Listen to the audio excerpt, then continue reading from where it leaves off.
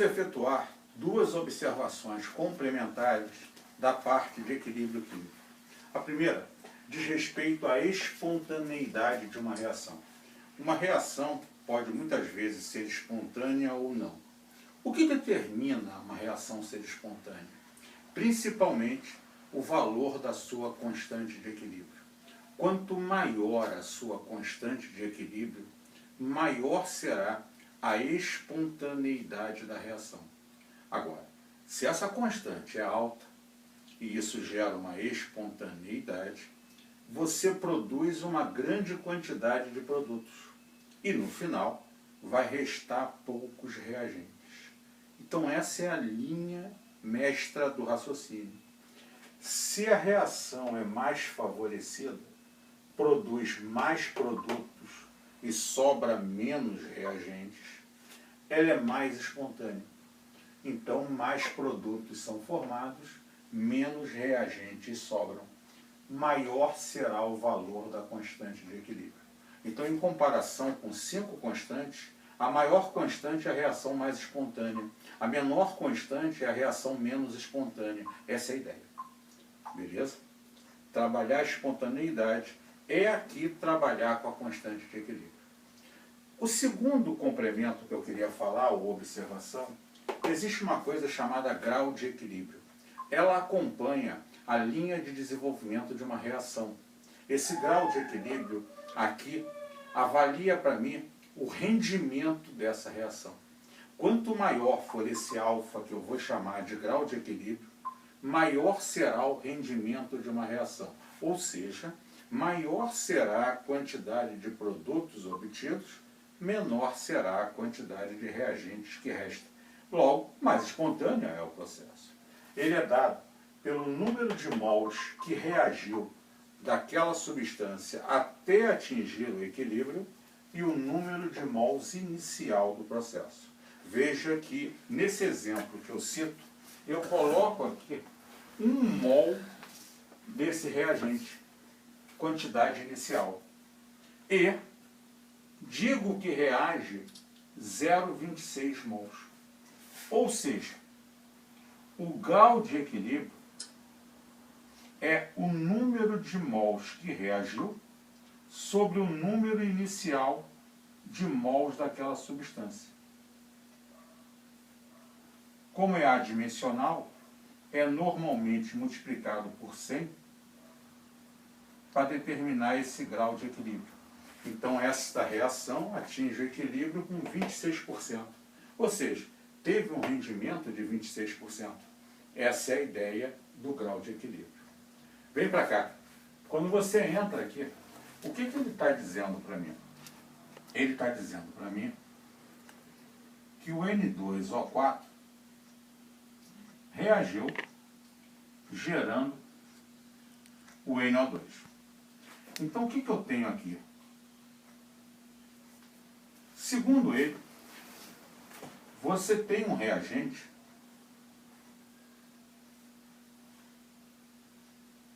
que no início foi colocado aqui dentro 5 mols.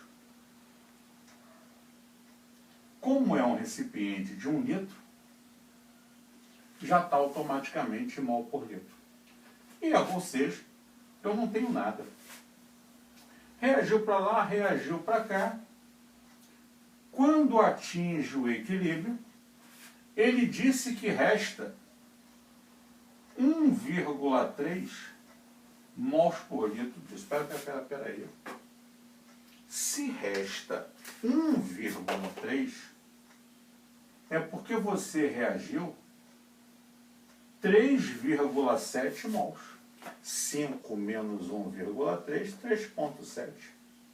E como essa reação é de 1 para 2, 2 produz 4, 3 produz 6, 3,7 produz 7,4 mols por litro. Então, no equilíbrio, eu tenho essa quantidade de N2O4 e tenho essa quantidade de NO2. Então, quem vai ser o Kc? Primeira coisa que ele perguntou. Ah, Edson, concentração do NO2 ao quadrado sobre a concentração do N2 ao quadrado.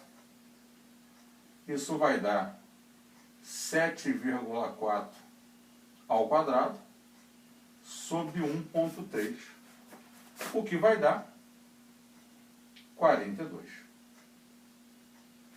E aí ele entrou com aquele último conceito que eu apregoei para você. Quem é o grau de equilíbrio? Ô Edson, o grau de equilíbrio é ter percebido que você tinha no início 5 mols e você reagiu o equivalente a 3,7 mols. Essa é a quantidade que reagiu em função do que eu tinha no início. Isto vai dar 0,37, 0,74 ou 74%. Então, o grau de equilíbrio é a quantidade de reagente que reagiu até atingir o equilíbrio sobre a quantidade inicial que eu tinha no sistema. Simples. E isso equivale ao rendimento desse processo. O que a gente vai só introduzir agora, mas vai completar no próximo vídeo para poder falar dos fatores como um todo, é que todo equilíbrio químico, quando atingido, ele deveria, se ninguém mexer nele, ser eterno e ali se manter o tempo todo. Vai se estabelecer uma constante de equilíbrio. Porém, o Chapelier foi um cientista que, em 1887, descobriu que ações externas poderiam alterar esse equilíbrio. Mas não altera no sentido de quebrar o equilíbrio. Altera no sentido de deslocar esse equilíbrio. E o interessante é que ele se desloca a fim de atingir uma nova situação de equilíbrio. Então, para a gente, é importante estudar quem são essas ações que alteram o equilíbrio e como se restabelece essa nova situação de equilíbrio. Então, hoje eu entendo que 3 fatores alteram o equilíbrio químico: concentração, pressão e temperatura. Os exercícios, as provas, costumam às vezes meter um catalisador no processo. Não se assuste e nem caia nessa. Catalisadores alteram a velocidade de reação. Como aqui um catalisador, se for adicionado, aumenta a velocidade tanto do sentido 1 quanto do sentido 2, ele não altera o equilíbrio.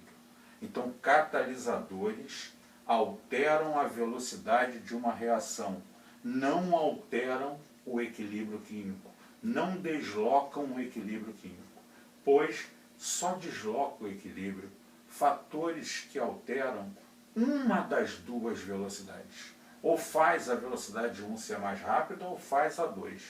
Quem mexe nas 2 simultaneamente não altera o equilíbrio químico. Então, só concentração, pressão e temperatura alteram o equilíbrio químico.